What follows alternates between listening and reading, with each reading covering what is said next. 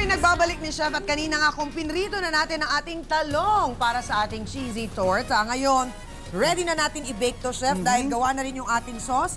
Bawang, sibuyas, kamatis. Oo, kung gusto nyo lagyan ng mga herbs, pwede. Oo, kagaya ng... Ng oregano, yung lagi mong ginagamit. Oo, oregano, thyme. Basta lagi lang nilang tatandaan, tatlo. Tatlo lang. Hanggang tatlong herbs lang po ang pwede nyong ilagay, mga misis, para hindi magkatarantahan ang lasa. Hindi magkagulo-gulo yan. Oo, so nandito na siya lahat. Gagawin na ngayon natin. Sige, Chang, i-assemble lang natin siya.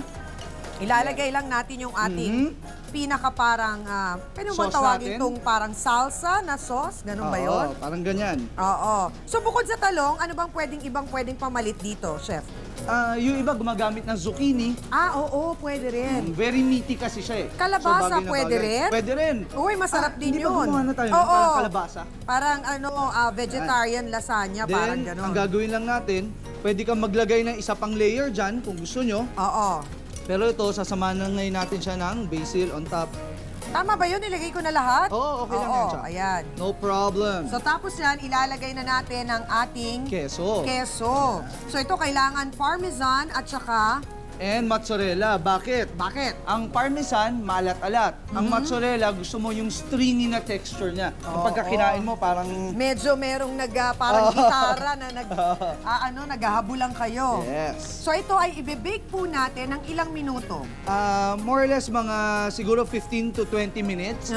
Depende sa pagkulay niya. Kailangan magbra-brown siya. At syempre mga Mars, wag po kayo mag-alala. Kung wala po tayong oven, pwede naman na ilagay natin ito sa toaster. So ilang minuto pag sa toaster? Pag toaster, siguro mga mas matagal na ng konti, mga 30 minutes. 30. So kung wala pong oven, pwedeng gumamit ng oven toaster. Syempre, ilapat lamang ng ilagay sa mas maliit na lalagyan yung ating pong baked tahong, And syempre. ang- Baked talong, tahong. Ang importante dyan, makikita mo Nasa naisip ko yung tahong. Talong. talong, Ayan. nagbra-brown. Ang importante, nagbra-brown. Oo, so ito ay pasok muna dahil mamaya sa ating Game na yan. jamming, kakainin natin yan. O eto na ang ating finished product, mga Mars. At syempre ang hatol ng bayan, tawagin na natin ang taong bayan para matikman ito. Pwedeng-pwede sa iyan, Yora, dahil walang karne. Wow! Ano to? Dalawa yung hinanda mo? May ganon? Yun lang. Ito ang pinaka... Yes. So, diba? Mukhang pang mayaman. Meron pang isang bake. Mamaya malalaman natin. Yan ay talong lang sa loob, Nyora. At salsa. At keso. Impressive! Yes. Dapat pala kahapon ko napanood to para may Father's Day. Yun nga. O, ayan. O, tikman na everybody. Go, go, go. Hatian na. Laki na saan ka? Baka magpahuli. Kuha na. Ay, Kasi sandali. patabilis dyan. Nasaan na yun? So saucy, di ba? O, diba?